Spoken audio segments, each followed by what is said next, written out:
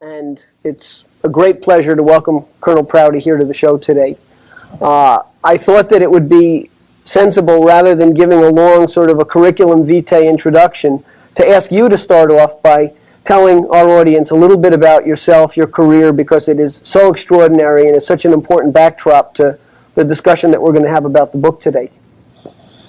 You know, Jeff, I came on duty actually as an Army cavalryman. I've ridden horses as far as 600 miles, day after day. Started with that, went into tanks, so I was on duty before Pearl Harbor. And after that, I went through flying school, and I was based in Cairo. And one day I was asked to pick up a team of people that were going on a trip, and they were a geological survey team going into Saudi Arabia to look at the oil fields there during the war. And then we came back and we found out that Roosevelt, Churchill, and Chiang Kai-shek were having a conference in Cairo, the Cairo Conference of World War II, and that the Geological Survey people made a report to Roosevelt, who ordered immediately a 50,000 barrel a day refinery to be built in Saudi Arabia. And that started that big Saudi Arabian oil boom that we've seen since then. So when you take part in something like that early in your career, you're kind of interested in the way things develop. And a morning or two later, after the Cairo conference ended, I was told to get my plane ready. Went out to the plane, and they brought Chinese delegation out there, and we flew to Tehran. I didn't know what was going to happen in Tehran, but I had just been ordered to fly there. En route, I stopped at Habaniyah in Iraq, and a plane came in with an old friend of mine flying it, and Elliott Roosevelt. So I introduced Elliott Roosevelt to the Chinese. But do you know, to this day, you cannot find in a history book that the Chinese were at the Tehran conference with Stalin, Roosevelt, and Churchill. I know one book printed by the U.S. government that corroborates that. Of course, I have pictures, and my co-pilot and my crew were there. But part of the Tehran conference business was to make plans for the Far East after World War II. So you begin to think about how these things happen when they come up like that. And I was in Japan at the end of the war. We were bringing the POWs out as soon as we could. And I went back to Okinawa, where we were based, and they were loading ships with this enormous stockpile of equipment that was to be used to support the invasion of Japan, 500,000 men, and we didn't need it. So I was talking with the harbor master in Naha, and I said, what are you going to do, run that all back to the States? He said, hell no. He said, half of this is going up to Seoul, Korea. And he said, the other half we're sending down to Hanoi. Half of what we were going to use to go into Japan went to Korea, and half went to Hanoi.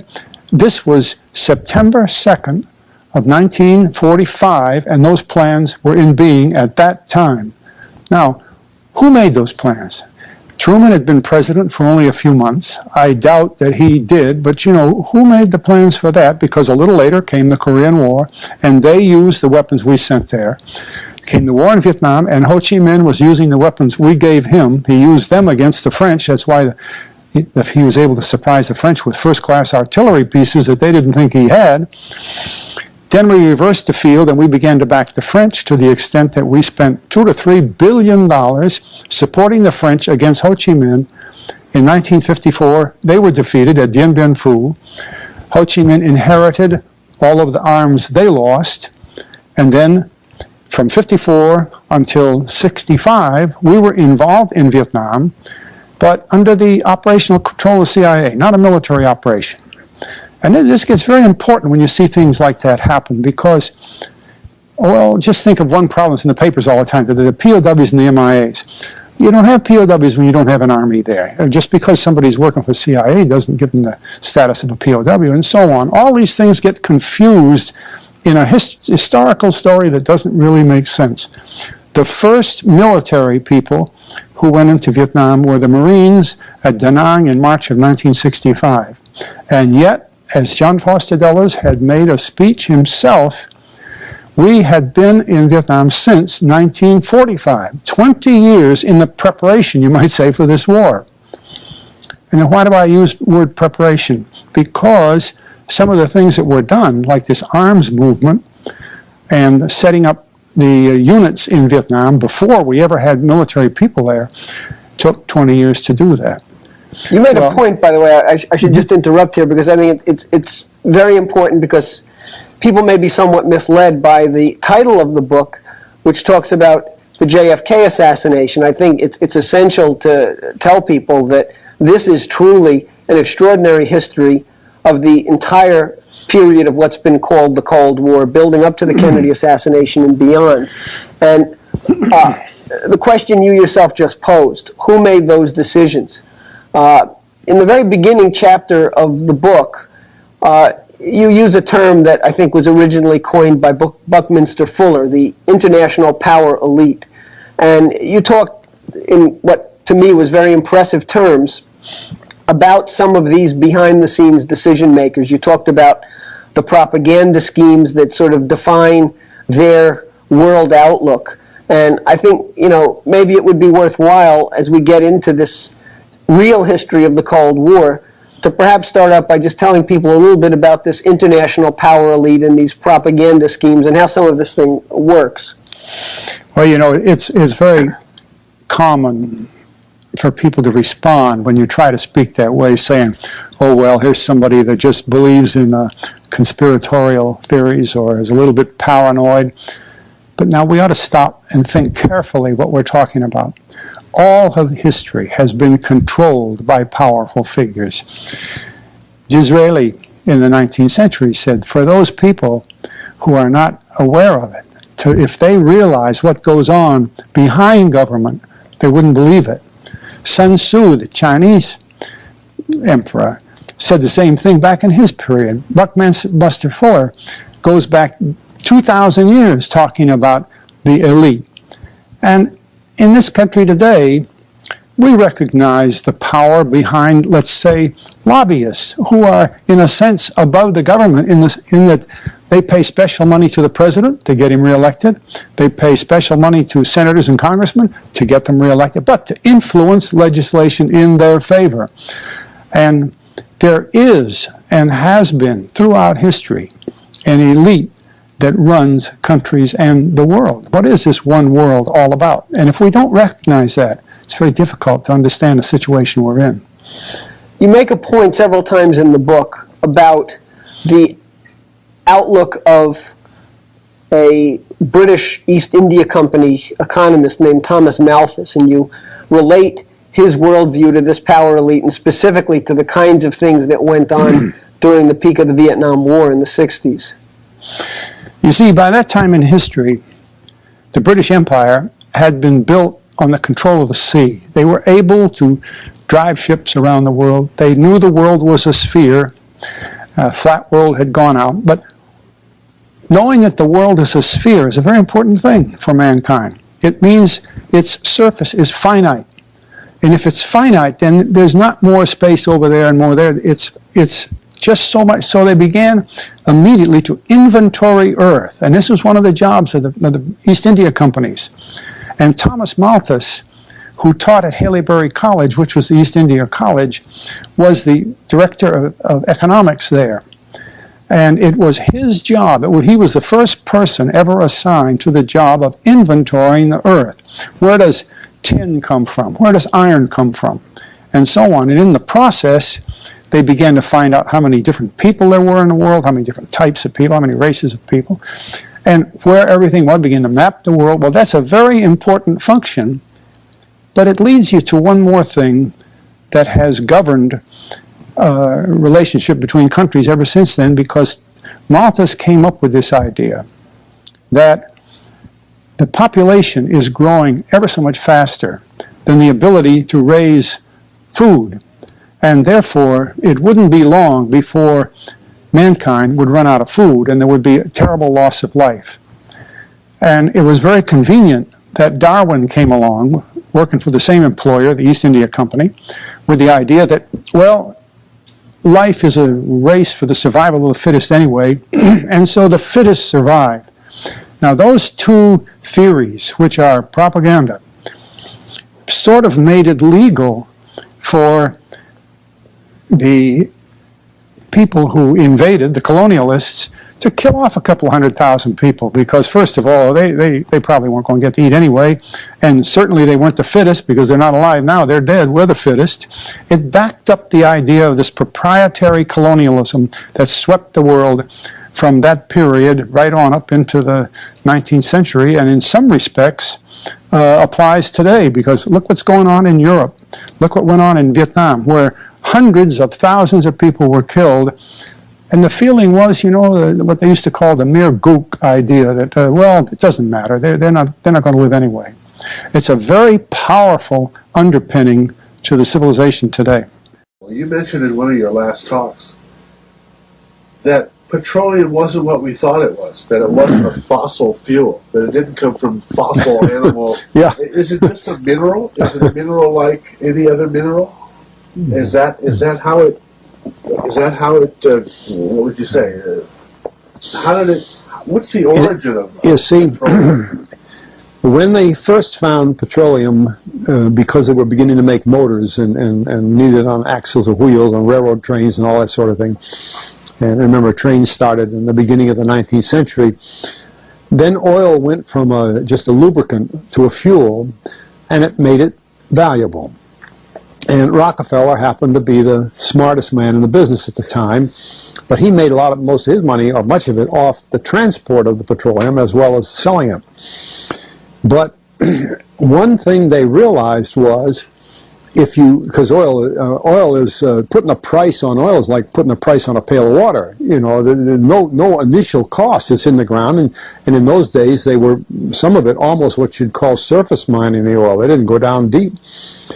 So in order to get the price up, they hit on the idea that they would have to make it appear to be scarce. That after we take the next few barrels out, we're probably going to have to close as well. You know, that kind of thing. Well, a very fortuitous event. In 1892, there was a convention in Geneva of scientists to determine what organic substances are. Well, the definition of organic is a substance with hydrogen, oxygen, and carbon. And so it's usually a living substance, a tree. You analyze a dead tree, hydrogen, carbon, and oxygen, and grass, and so on, living things. Animals, we are hydrogen, oxygen, and carbon. So at this Geneva Convention, Rockefeller took advantage of sending some scientists over who said, oil, petroleum, is hydrogen, oxygen, and carbon. Therefore, it must be derived from the spoiling, the rotting of formerly living matter. And playing the game properly, when this scientific convention was over, they defined oil as the residue from formerly living matter. Well, that makes it a fossil fuel. I don't know why they decided to use the word fossil, but it says formerly living matter is fossil. Well, of course, today, and another thing we should know is that there has never been a fossil, a real fossil, found below 16,000 feet. And you can't argue at 16,000 as a level line, because someplace the ground sinks and so on. But 16 is what the scientists say, 16,000. We mine oil, or we drill for oil, at 30,000, 33,000, 28,000 every day of the week. So right there, we rule it out that it isn't fossil fuel.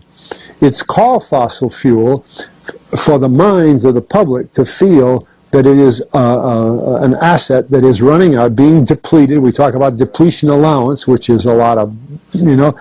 And actually, if you know the world's oil supply, you know that it is not going to run out for an awfully long time. It is the second most prevalent liquid on Earth. And we haven't begun to dig. Well, with all that background, you see, the people in charge of the petroleum business, for perfectly reasonable business things, like any other man in the business, wants to keep his price as high as he can get away with. And the way to do is just say, well, there's no more. The last barrel is going to cost $1,000, and then it's all done. And they preach that stuff. What bothers me is that in geology books, it's in there. The geologists say it's a fossil fuel. They've been bought. I mean, I went to a 4-year federal staff energy seminar run by the government of the United States during the so-called energy crisis. I was the participant that represented the railroad industry. The airline industry was there. Every AA, administrative assistant of senators and congressmen, was there. The CIA was there. The Defense Department was there. The State Department was there. Sometimes sitting right in front of me in the row would be Henry Kissinger with his friend, the head of Department of Defense.